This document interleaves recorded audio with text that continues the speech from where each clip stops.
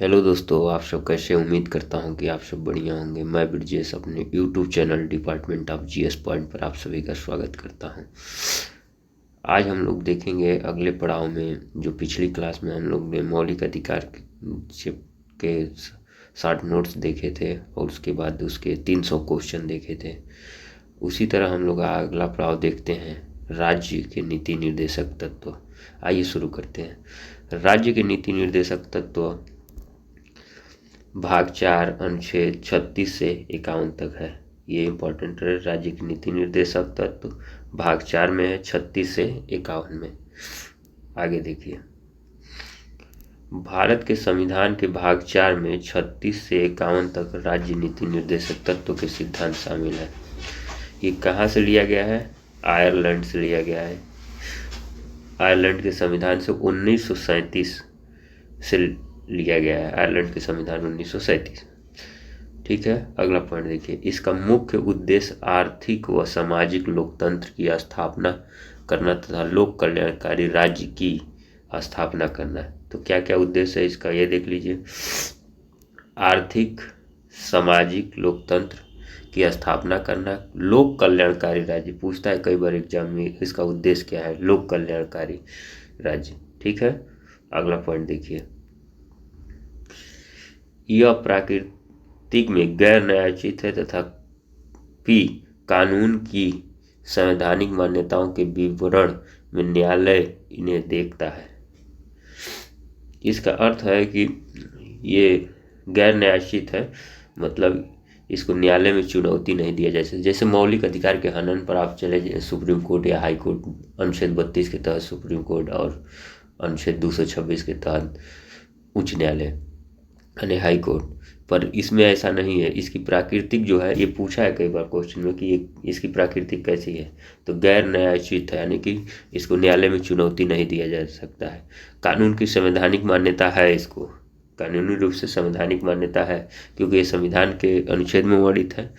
तो इसका ये स्पष्ट कर दिया गया है कि ये गैर न्यायोचित है क्योंकि इसको न्यायालय में चुनौती नहीं दिया जा सकता। आइए अनुच्छेद देखते हैं।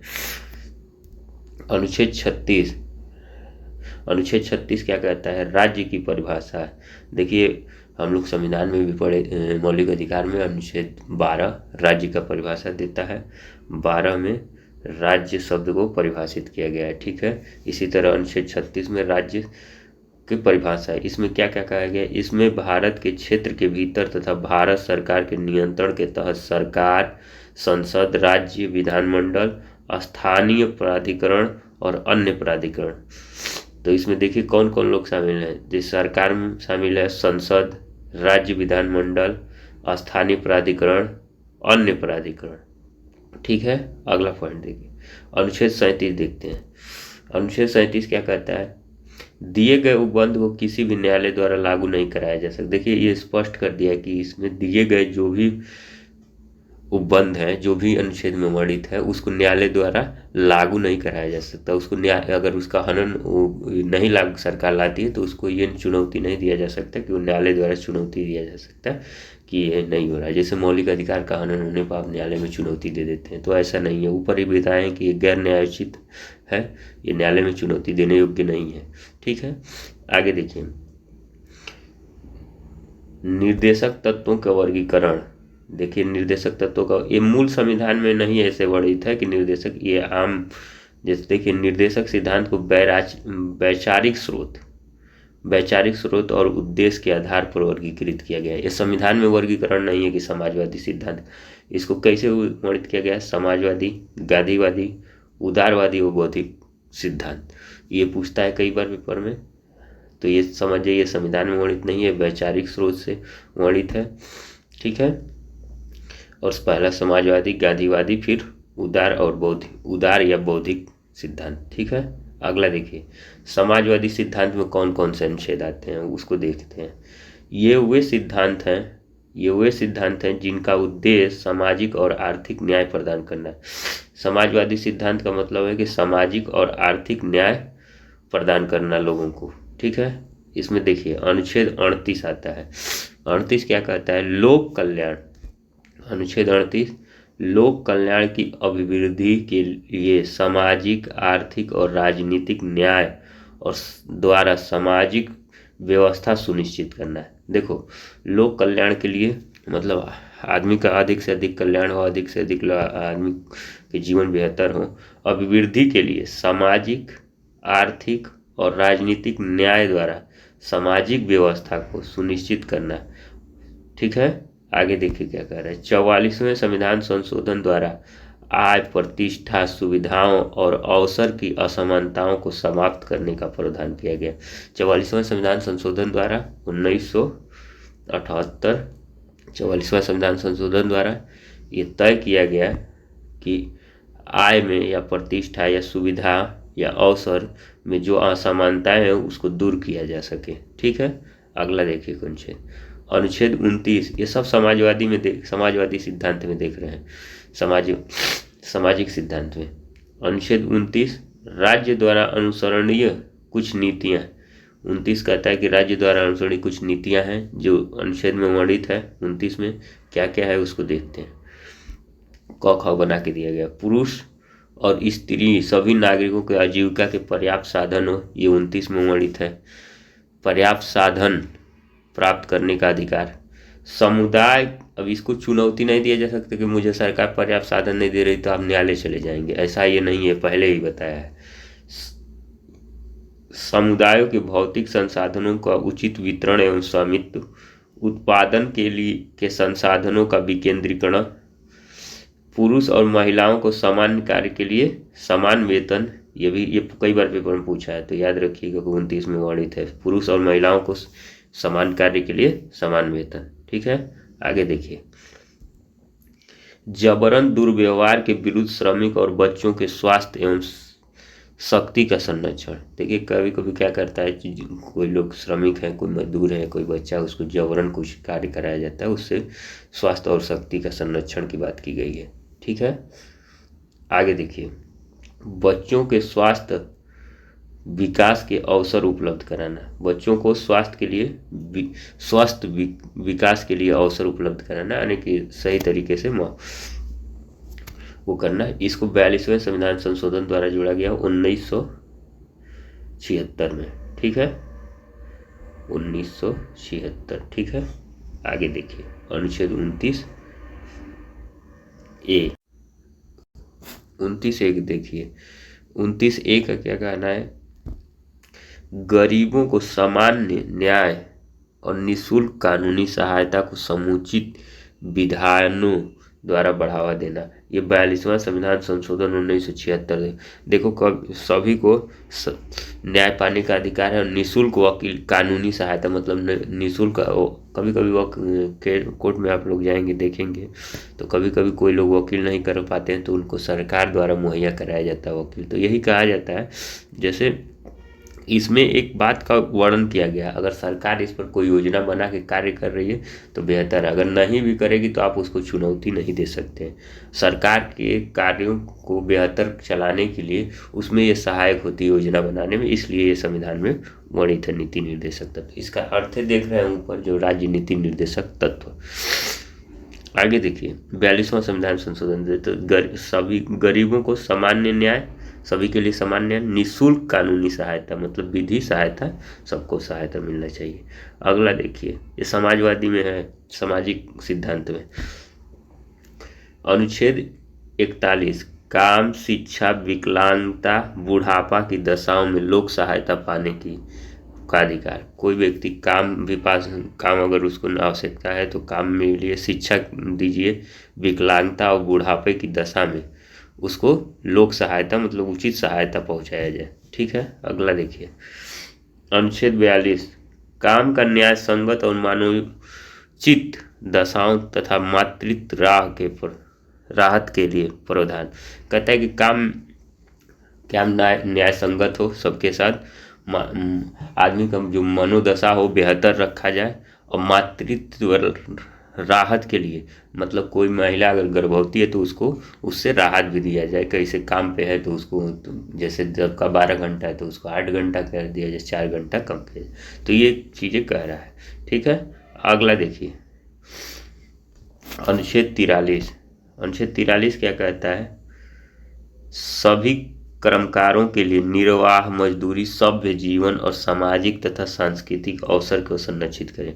कह रहा है कि कोई भी कर्मकार है, कोई भी मजदूर है, कोई भी काम करने वाला है, उसको निर्वाह के लिए एक उचित मजदूरी मिलना चाहिए। जैसे सरकार मनरेगा में तय करती है कि इतना है, एक मजदूर की मजदूरी तय की जाती है, सरकारी रेट जिसको कहते हैं। तो कह रहा है कि निर्वाह के लिए मजदूरी, सभ्य जीवन यानी अच्छे से जीवन जी सके, सामाजिक और सांस्कृतिक अवसर की को भी संरक्षित कर दीजिए। उसका सामाजिक मतलब लोगों के बीच अच्छा व्यवहार है, सांस्कृतिक स्तर पर भी अवसर की संरक्षित किया जाए। ठीक है, अगला देखिए अनुच्छेद 43A, उद्योगों के प्रबंधन और कर्मकारों के भाग लेने के लिए कदम उठाए। देखिए कह रहा है कि छोटे छोटे जैसे सूक्ष्म लघु उद्योग देख लो जैसे है, इस तरह के उद्योगों का सही तरीके से प्रबंध करना, जो कर्मकार हैं, जो काम करने वाले लोग हैं, उनको भाग लेने के लिए कदम उठाना, उनके लिए सही व्यवस्था करना, ये 42वां संविधान संशोधन द्वारा जोड़ा गया है। इसको ये सब ध्यान रखिएगा क्योंकि ये कई बार पूछा है कि ये किस संशोधन द्वारा जोड़ा गया है, क्योंकि हम हर बार हर के पीछे इसीलिए जिक्र भी कर दिए हैं। ठीक है, आगे देखिए अनुच्छेद 47। अनुच्छेद 47 क्या कह रहा है? पोषाहार स्तर और जीवन स्तर को ऊंचा करना, लोक स्वास्थ्य को सुधार करना। पोषाहार मतलब खाने पीने की उचित व्यवस्था। जैसे गांव में देखते हो जो मजदूर आंगनबाड़ी हैं, कुछ बच्चों को पोषाहार बांटा जाता है ताकि उनका जो गर्भवती महिलाएं हैं उसको भी सामुदायिक स्वास्थ्य केंद्र द्वारा कुछ ना कुछ बांटा जाता है। उनके जीवन स्तर को ऊंचा करना, जो लोग निचले पायदान पे है उनके जीवन स्तर को बेहतर किया जाए, उनके खाने पीने के उचित प्रबंध किया जाए। जो एक कामगार है उसको उचित एनर्जी जो तय की गई है सर मापदंड में, उसको वो मिलना चाहिए। तो उसके लिए लोक स्वास्थ्य और स्वास्थ्य की सुविधा भी बेहतर हो, इसके लिए काम करना चाहिए, ये कह रहा है। ठीक है, अगला सिद्धांत देखिए गांधीवादी सिद्धांत। आइए गांधीवादी सिद्धांत देखें। अब तक हम लोग समाजवादी सिद्धांत देख रहे थे, तो हम आइए देखते हैं। ये सिद्धांत गांधीवादी विचारधारा पर आधारित है, जिसका उपयोग राष्ट्रीय आंदोलन के दौरान महात्मा गांधी द्वारा प्रतिपादित पुनर्निर्माण कार्यक्रम को समाहित किया गया था। देखिए गांधीवादी विचारधारा आप लोग जानते ही हैं, राष्ट्रीय आंदोलन में महात्मा गांधी का द्वारा प्रतिपादित पुनर्निर्माण के कार्यक्रमों को समाहित किया जाता है। इसमें कौन कौन से अनुच्छेद है, आइए उसको देखते हैं। अनुच्छेद 40 ग्राम पंचायतों का गठन।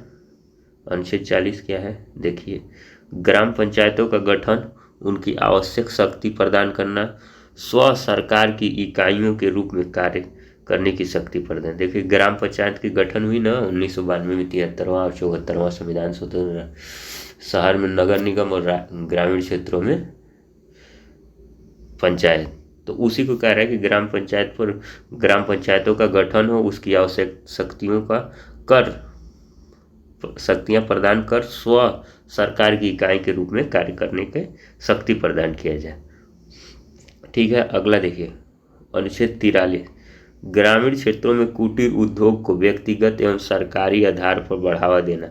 देखिए गांधी जी हमेशा कहते थे कि जो लोग उन्हीं की विचारधारा है तो जरूरी है कि उन्हीं की चीज़ें आएंगी, लगभग उन्हीं से मिलती हुई। तो ग्रामीण क्षेत्रों में कुटीर उद्योग, जो छोटे उद्योग होते हैं, जो हाथ करदे उद्योग, जैसे हस्तकरघा जो बनाया जाता है, या हाथ से जो लोग बुनकर हैं, जैसे इनको बढ़ावा दिया जाए, व्यक्तिगत और सहकारी आधार पर बढ़ाने का प्रयास किया जाए। जो ग्रामीण क्षेत्रों में कुटीर उद्योग है, जैसे आदिवासी कई ठो हैं जो अपने यहाँ कुछ चीज़ें बनाती हैं, जैसे बांस के कुछ वस्तुएं बनाती हैं, तो ऐसे उद्योगों को बढ़ावा देने की सरकार को कार्य करना चाहिए, ये कह रहा है।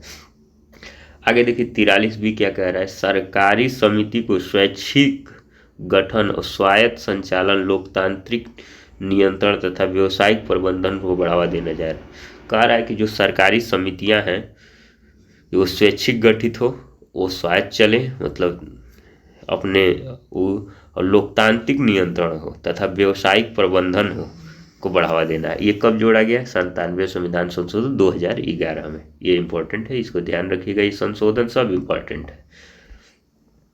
अगला अनुच्छेद देखिए अनुच्छेद 46। अनुच्छेद 46 क्या कहता है? अनुसूचित जाति और जनजाति और समाज में कमजोर वर्ग के शैक्षणिक एवं आर्थिक हितों को प्रोत्साहन और सामाजिक अन्याय एवं शोषण से सुरक्षा। देखिए का सिंपल सी बात है, हम तो उम्मीद करता हूँ मैं बहुत सरल भाषा में इस अनुच्छेदों को लिखा हूँ अपने तरीके से।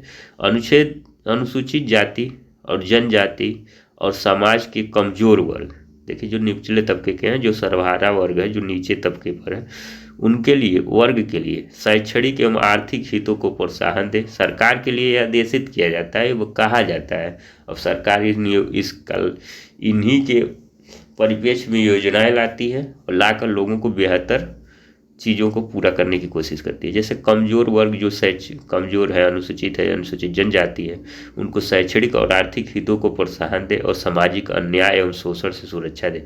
जो उनके साथ भेदभाव या किसी प्रकार का दुर्व्यवहार न हो, इसको ध्यान रखे सरकार। और शैक्षणिक स्तर पर और आर्थिक हितों की उनकी रक्षा करे। जैसे शैक्षणिक स्तर उन्हें भी पढ़ाई लिखाई के लिए बेहतर सुविधा उपलब्ध कराए, सुदूर क्षेत्रों में उनके लिए स्कूल की व्यवस्था करें, और ताकि उनकी आर्थिक स्थिति मजबूत हो, बेहतर हो। ठीक है, आगे देखिए अनुच्छेद 47 क्या कर रहा है। स्वास्थ्य के लिए नुकसानदायक नशीली दवाएं, मदिरा, ड्रग्स, औषधि प्रयोजन से भिन्न उपयोग पर प्रतिबंध। ठीक है,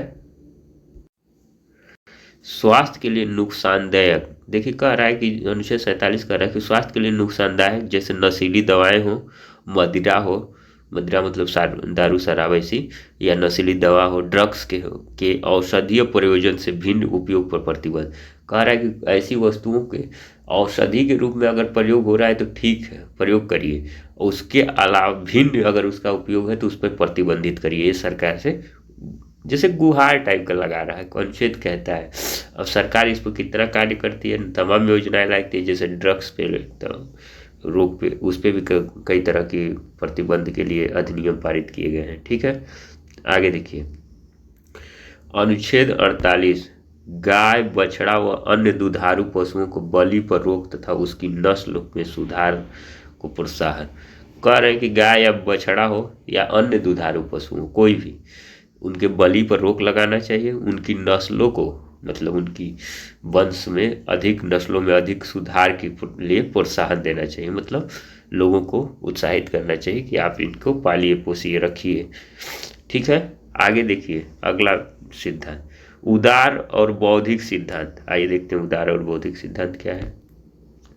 यह सिद्धांत उदारवाद विचारधारा को दर्शाता है और व्यक्तिगत स्वतंत्रता और राजनीतिक और विधि के शासन को बढ़ावा देता है। व्यक्तिगत स्वतंत्रता, आदमी सोच आज़ाद रहे, राजनीतिक और विधि के शासन मतलब कानूनी रूप से जो शासन को बढ़ावा देता है। ठीक है, इसमें कौन कौन से अनुच्छेद शामिल है उसको आइए हम देखते हैं। अनुच्छेद 44 राज्य में समूचित क्षेत्र में नागरिकों के लिए एक समान व्यवहार संहिता, एक समान सिविल संहिता प्राप्त कराने का प्रयास करना। देखिए सामान्य सिविल संहिता कई बार पूछ चुका है, और ये सबसे पहले गोवा और उत्तराखंड राज्य में समान सिविल संहिता लागू हुआ था। ये पूरे देश में लागू होना चाहिए, ऐसा वो कर राज्य के समूचे क्षेत्र में नागरिकों के लिए एक समान व्यवहार संहिता, एक समान सिविल संहिता प्राप्त कराने का प्रयास करना चाहिए। ठीक है, इसको याद रखिएगा कि गोवा और उत्तराखंड राज्य में समान सिविल संहिता लागू है अभी तक। ठीक है, ये इम्पोर्टेंट है। आगे देखिए अनुच्छेद 45 और 45 से लगभग सेम ही कहता है, तो इसीलिए मैंने इसको एक जगह इकट्ठा कर। 14 वर्ष तक की आयु वाले बालकों को निःशुल्क और अनिवार्य शिक्षा देना। 86वें संविधान संशोधन जानते हैं, इसको मौलिक अधिकार में शामिल कर लिया गया है 21A के अनुसार, और 2010 में ये लागू हो गया था। ठीक है, तो इसको याद रखिएगा। आगे देखिए 48 क्या कह रहा है। अनुच्छेद 48 कृषि और पशुपालन को आधुनिक और वैज्ञानिक प्रणाली से संगठित करने का प्रयास करना। जैसे कह रहा है कि कृषि और पशुपालन को वैज्ञानिक प्रणाली से, यानी जो वर्तमान में आधुनिक व्यवस्थाएं जैसे मशीनरी द्वारा, जैसे दूध दूहने की बात होती है, दूध के लिए भी आज मशीन आ गई है, या किसानों की खेती के लिए तमाम तरह के आलू बुआई मशीन, या चारा काटने की मशीन, या खेत में जुताई के लिए भी तमाम तरह के उपकरण आए हैं, उसमें बुआई के लिए भी उपकरण आए। तो इस कह रहा है कि कृषि और पशुपालन को आधुनिक और वैज्ञानिक प्रणाली के लिए संगठित करने का प्रयास करना चाहिए। ठीक है, अगला देखिए अनुच्छेद 48 से 48 क्या कहता है। पर्यावरण के संरक्षण एवं संवर्धन और वन्य तथा वन्य जीवों की रक्षा करने का प्रयास करना। देखिए, पर्यावरण का संरक्षण करना चाहिए, संवर्धन और वन्य जीवों की रक्षा करने का प्रयास करना चाहिए। देखिए, वन्य जीव रक्षण के लिए सरकार समय समय पर इन्हीं बातों के लिए तमाम अधिनियम बनाती है, जैसे वन्य जीव अधिनियम बना के वन्य जीव अधिनियम उसको बना के वन्य और जीवों की रक्षा किया गया है। ठीक है, उस योजनाओं की भी मैं बात करूंगा, ऐसा नहीं है कि वहीं तक रहेगा। मैं चर्चा कर लूँ तो इसके बाद अगली क्लास लगभग उन्हीं पर होगी कि इनमें कौन सी, इस अनुच्छेद के माध्यम से कौन सी योजनाएं गठित हुई है। ठीक है। 49 नंबर क्या कह रहा है, राज्य में कलात्मक ऐतिहासिक महत्व के प्रत्येक स्थल, स्मारक और वास्तुकला का संरक्षण करना है। कह रहा है कि जो हमारे यहाँ ऐतिहासिक महत्व की चीज़ें हैं उस प्रत्येक वैसे स्थान को या स्मारक को या वस्तुओं का संरक्षण सरकार को करना चाहिए। ठीक है, ऐसी चीज़ों को सरकार करती भी है, जैसे संग्रहालय बना के तमाम चीज़ों की संरक्षण करती है। हर जगह अलग अलग तरह की संग्रहालय बनाया गया है ताकि जो हमारे ऐतिहासिक महत्व की चीज़ें उनका संरक्षण किया जा सके। अगला अनुच्छेद देखिए, अनुच्छेद 50, राज्य की लोक सेवाओं में न्यायपालिका का कार्यपालिका से पृथक करने के लिए कदम उठाना चाहिए। राज्य में लोक सेवाओं में न्यायपालिका अलग हो, कार्यपालिका पृथक करने के लिए कदम उठाना चाहिए। न्यायपालिका अलग हो, कार्यपालिका अलग हो। अगला अनुच्छेद देखिए, अनुच्छेद 51। इसके तहत निम्नलिखित प्रावधान शामिल है, जैसे अंतर्राष्ट्रीय शांति एवं सुरक्षा की अभिवृद्धि करना, राष्ट्रों के बीच न्यायपूर्ण और सम्मानपूर्ण संबंधों को स्थापना करना, अंतर्राष्ट्रीय विधि और संधि को बाधाओं के प्रति आदर बढ़ाना। अगला देखिए, अंतर्राष्ट्रीय विवादों को मध्यस्थ द्वारा निपटाने का प्रयास करना चाहिए। तो उम्मीद करता हूँ मैं इस नॉर्मली सब अनुच्छेद को संक्षिप्त में एक बेहतर तरीके से एक नोट्स के रूप में आप लोग को प्रोवाइड कराया हूँ। आप लोग इसको पढ़िए और आप लोग जुड़ने के लिए आप सभी का बहुत बहुत धन्यवाद।